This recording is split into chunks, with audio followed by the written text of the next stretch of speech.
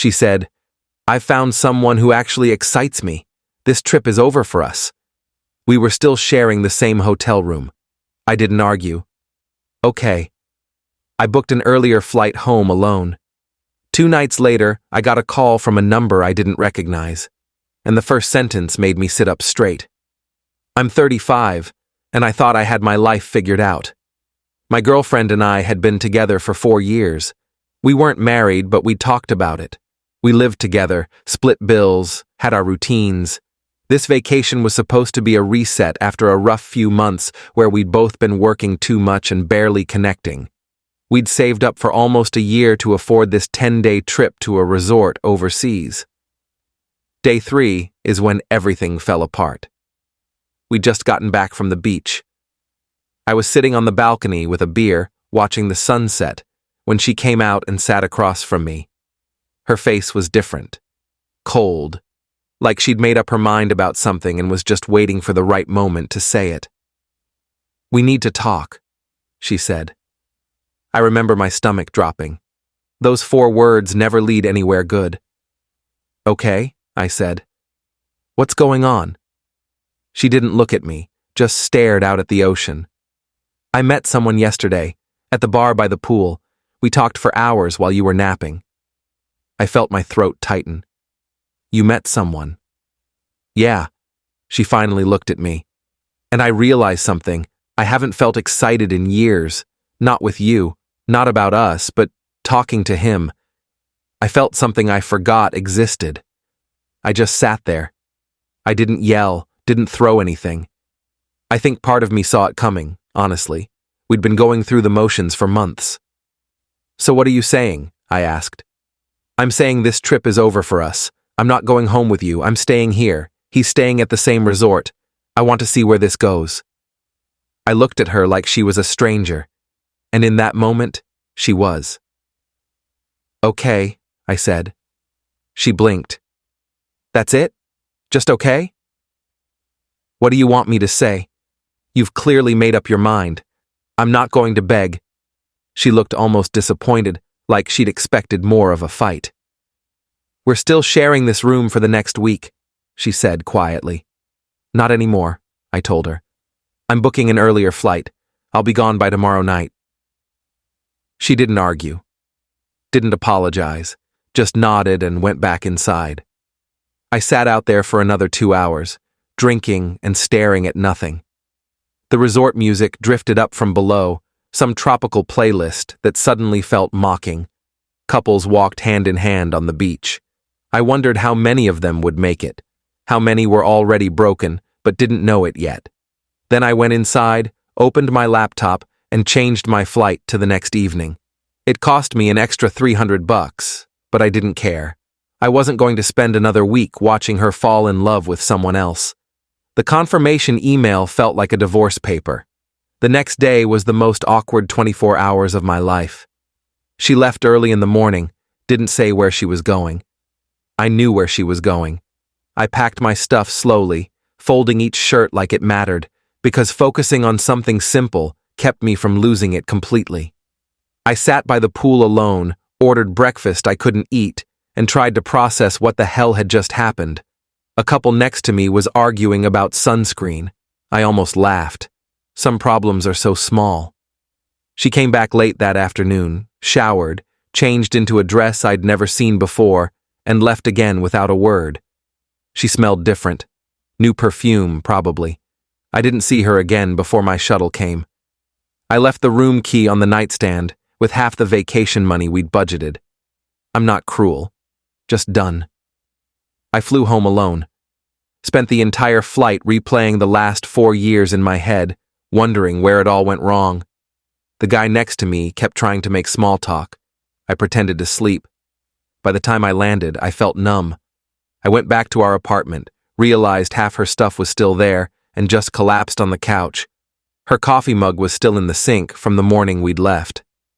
I stared at it for an hour. That's when my phone rang. 2 nights after I got home. It was almost midnight. I was halfway through a bottle of whiskey, sitting in the dark, watching nothing on TV. Unknown number. I almost didn't answer. "Hello?" Is this you? A man's voice. Rough, angry, stressed. Who is this? I'm calling about your girlfriend or ex-girlfriend, whatever she is. My heart started pounding. The whiskey fog cleared instantly. What about her? She's at the hospital. She asked me to call you. I sat up straight, suddenly cold. What happened? Is she okay? She got into a fight with my wife. I froze. The room seemed to tilt.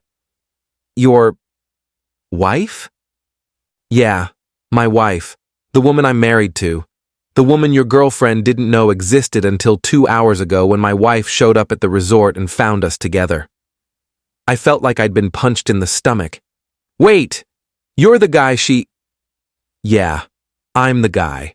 And I didn't tell her I was married because I'm a piece of shit, apparently. But that's not why I'm calling. I'm calling because after my wife hit her, your girlfriend completely lost it. Started screaming, throwing things, tried to attack my wife back. Security got involved. Police came. She's been detained. They're talking about pressing charges for assault and property damage. She gave them your number as an emergency contact. I couldn't breathe. My hands were shaking. Are you serious right now? Dead serious. Look, I don't know what you want to do, but she's asking for you, crying, hysterical. She doesn't have anyone else out here. Her credit cards are maxed. The hospital wants payment. The hotel wants her out. I hung up. I sat there in the dark for 10 minutes, staring at my phone like it was a bomb. The TV flickered. Somewhere outside, a car alarm went off. Normal life continuing while mine imploded. Then it rang again. Same number. Don't hang up, he said quickly. She really needs help. She's in a foreign country with no money left and possibly facing legal trouble. I can't help her. My wife is losing her mind. This is a disaster. Not my problem, I said. My voice sounded strange, calm, dead. She ended things. She chose you. She can figure it out. Man, I get it, but she's… I hung up again, blocked the number, poured another drink. Update 1, I didn't sleep that night. I kept thinking about her sitting in some hospital or police station, alone and scared. Part of me felt bad, the human part, the part that had loved her for 4 years. The other part felt like she'd made her bed, and now she could lie in it. That part was louder. Around 3 in the morning, I got a text from her number. It was long, rambling, no punctuation, apologizing over and over, begging me to help her, saying she'd made a horrible mistake, that she was scared and alone, that she had no one else, that I was the only person who'd ever really cared about her. I read it 3 times. Then I didn't respond. The next day, I called the resort, gave them my name and confirmation number, confirmed that she'd been involved in an incident. They were professional, but clearly uncomfortable. They told me she'd been released from police custody, but had to stay in the country for a few days while they sorted things out. Some kind of legal hold. I asked if she needed anything. They said she'd checked out and was staying in a cheaper hotel now, and seemed to be managing. I felt a sick sense of satisfaction. Then I felt guilty for feeling satisfied. Then I felt angry for feeling guilty. The cycle repeated all day. I called my best friend that evening and told him everything. He listened without interrupting, which is rare for him. When I finished, he laughed. Actually laughed. Dude, he said. She left you for a married guy she met at a pool bar and got into a fist fight with his wife. That's absolutely insane. That's like a bad movie plot. I know. And now she wants you to rescue her. Yeah. Are you going to? I thought about it, really thought about it. Imagined flying back there, playing the hero, fixing everything. Imagined her gratitude, her promises, her tears. No, I said. I'm not. Good. Let her figure it out. She's an adult. She made adult choices. Now she gets adult consequences. But it wasn't that simple. Over the next few days, she kept texting, calling from different numbers I didn't recognize, leaving voicemails, each message more desperate than the last. She'd maxed out her credit card, paying hotel bills and hospital fees. She couldn't afford to change her flight. She needed money. Just $500. Just $300. Just anything. I ignored all of it, deleted without listening after the first few. Then her mom called me. "Please," she said. Her voice was shaking. She'd always been kind to me. "I know what she did. She told me everything. I'm furious with her. But she's my daughter. She's stuck there. I can't afford to help her. I'm on a fixed income. Can you please just wire her enough to get home?" I told her mom I'd think about it. I didn't think about it. Then I blocked her number too. That one hurt. Her mom didn't deserve this, but I couldn't start opening doors. Update 2. A week went by. I started moving her stuff out of the apartment, packed it all into boxes methodically. Every item felt like evidence. Photos of us smiling, her favorite coffee mug, books she'd never finished, a sweater she'd stolen from me 2 years ago. I put it all in the storage unit we'd been renting, changed the locks, had a locksmith come out same day. I know that sounds cold, but I didn't want her coming back and acting like nothing had happened. Didn't want to come home and find her in our bed crying. Then I got a Facebook message from someone I didn't know. A woman. The profile picture showed a woman in her 40s, smiling, standing with 2 kids. She said she was the wife, the one who'd hit my ex. "I'm sorry for what happened," she wrote. "I didn't mean to drag you into this, but I thought you should know the truth about what kind of person she is, and what kind of person my husband is. We both deserve better." She sent me screenshots, messages between her husband and my ex, dozens of them. They'd been talking for weeks before the trip. Since before we'd even booked the vacation, he'd clearly lied about being single, told her he was a businessman traveling alone. She'd sent him photos, flirty messages, plans to meet up, fantasies about running away together. But there was more. Turns out my ex had told him we'd already broken up before the trip, that I was just a friend traveling with her because we couldn't get refunds, that she was completely available and couldn't wait to be with him, that I was controlling and she was finally escaping. I stared at those messages for a long time. My coffee went cold. The sun set outside my window. She'd lied to him, lied to me, probably lied to herself. This wasn't spontaneous. This was planned, calculated. I was supposed to be there as the safety net while she test drove her new life. I didn't respond to the wife, just closed the messages and sat there feeling numb. Then empty. Then, strangely, relieved. Because now I knew for sure. No doubts, no what-ifs. Just clarity. 2 days later, my ex finally made it home. I know because she showed up at the apartment, started banging on the door at 9 at night. I was watching a game, eating takeout, actually having a decent evening. "Let me in," she shouted. "We need to talk. Please. I know you're in there." I opened the door but kept the chain on. She looked terrible. Hair messy, dark circles under her eyes, clothes wrinkled. Part of me felt bad. The other part felt nothing. "Your stuff is in storage, Unit 212. I'll text you the code," I said calmly. "Are you serious right now? You can't just throw away 4 years." "I didn't throw away anything. You did. On day 3 of our vacation. I made a mistake. I'm sorry. I was confused and stupid and I don't know what I was thinking." "And you lied. You told that guy we'd already broken up. You were planning this before we even got on the plane." Her face went pale, her mouth opened, closed. "Who told you that?" "Doesn't matter. It's true, isn't it?" She didn't answer. Just stood there with tears running down her face, mascara streaking. She looked young suddenly. Lost. But that wasn't my problem anymore. "We're done," I said. "Don't contact me again. I'm serious. I'll get a restraining order if I have to." "You don't mean that. You loved me." "I did love you. Past tense. That person doesn't exist anymore." I closed the door. She stood out there crying for another 10 minutes, pleading through the wood. Then she started yelling, calling me names, saying I was heartless, that I never really loved her, that I was probably relieved this happened. The neighbors probably heard everything. I didn't care. Finally, she left. Update 3. That was 3 months ago. I haven't heard from her since that night. Mutual friends tell me she moved back in with her parents 2 states away. Lost her job because she'd taken unauthorized time off to extend her trip and then couldn't return on time due to the legal issues. She'd called in sick, then just stopped answering when they tried to reach her. Last I heard, she was working retail part-time and still paying off the credit card debt from the vacation. The legal stuff got dropped eventually. The wife decided not to press charges. Small mercies. The married guy? His wife divorced him within 2 months. Apparently my ex wasn't his first affair, not even his second. The wife messaged me one more time about a month after everything to say thank you for not causing more drama and wished me well. She seemed like a good person.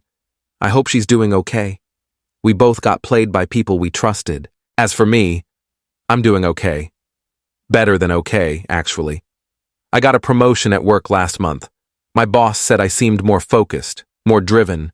Funny how betrayal can fuel ambition. I started going to the gym regularly, actually enjoying it. Picked up a couple hobbies I'd abandoned years ago. Guitar, photography, things I'd stopped doing because she found them boring. I started seeing someone new about 6 weeks ago. Nothing serious yet, but it's nice. She's kind, honest, direct. We met at a coffee shop. She spilled her drink on my laptop, apologized profusely, offered to buy me a new one. I said it was fine. It was old anyway. We laughed. She asked if she could buy me dinner instead to make up for it. I said yes. The complete opposite of my ex in every way that matters. I still think about that night on the balcony sometimes, the way my ex looked at me when I just said, okay. I think she expected me to fight for her, to make some grand gesture, to beg and plead and prove I cared, to show her she mattered enough to hurt over. But here's what I learned. You can't make someone want to stay, and you shouldn't have to. The right person won't need to go looking for excitement with strangers at pool bars. They'll find it with you, in the quiet moments, in the everyday life you build together, in the morning coffee routine, in the way they laugh at your stupid jokes, in the comfort of knowing someone chose you and keeps choosing you. My ex texted me last week, just 2 words, I'm sorry. I didn't respond. There's nothing left to say. Sorry doesn't fix betrayal. Sorry doesn't undo lies. Sorry doesn't give me back the time I wasted or the future I'd imagined. Some people come into your life to teach you what you don't want. She taught me that. And honestly, I'm grateful. Because now I know exactly what I'm looking for. And it's not her. It's not someone who sees me as an option, as a backup plan, as the safe choice, while they explore more exciting possibilities. Final update. It's been 6 months now since everything happened. I'm writing this because a few people reached out after my last post asking how things turned out. Strangers who'd followed my story. It's weird to think other people care about my mess. The woman I mentioned I was seeing? We're still together. It's been 4 months now. Her name, well, that doesn't matter for this. But she's real. We just booked a vacation together, actually. Different resort, different country, different everything. And this time, I'm not worried about anything going wrong, because I'm with someone who actually wants to be with me, who tells me when she's unhappy instead of finding someone new behind my back, who thinks building something real is more exciting than chasing fantasy. My ex tried to reach out one more time about 2 months ago. She sent a long email explaining everything from her perspective. How she'd been feeling unfulfilled for over a year. How she'd made terrible choices. How she wished she could take it all back. How therapy was helping her understand why she sabotaged good things. How she'd grown. How she knew I probably hated her, but she hoped someday I could forgive her. She asked if we could meet for coffee and talk. Just talk. She wanted closure. I read it twice, sat with it for a day. Then I deleted it. Some people deserve second chances. Some people deserve closure.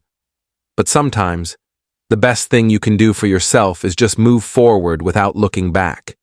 Her closure isn't my responsibility. Her healing isn't my job. I spent 4 years trying to make her happy. That's over now. I don't hate her. I don't wish bad things for her. I hope she gets help. I hope she figures out whatever she needs to figure out. I just don't think about her anymore. And that, More than anything, tells me I made the right choice that night when I said okay and walked away. Life's too short to spend it with someone who sees you as a backup plan, as the person they settle for when their exciting option doesn't work out. I deserve more than that. We all do. I'm happier now than I've been in years. My apartment is mine. My life is mine. My future is mine. And I'm building it with someone who chose me first, not second. Not as a safety net. First. That's the ending I needed. Not the one I planned, but the one I deserved. Sometimes the best revenge isn't revenge at all. It's just living well, moving on, being genuinely happy, letting go completely and finding something better. I found something better.